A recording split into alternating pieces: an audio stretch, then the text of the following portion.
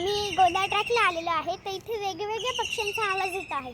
तर तुम्हाला कोणत्या पक्ष्यांचा आवाज येत आहे तो ओळखायचा आहे.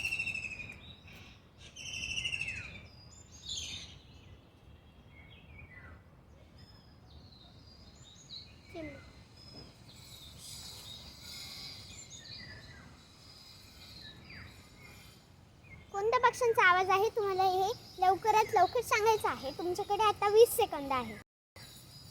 1 2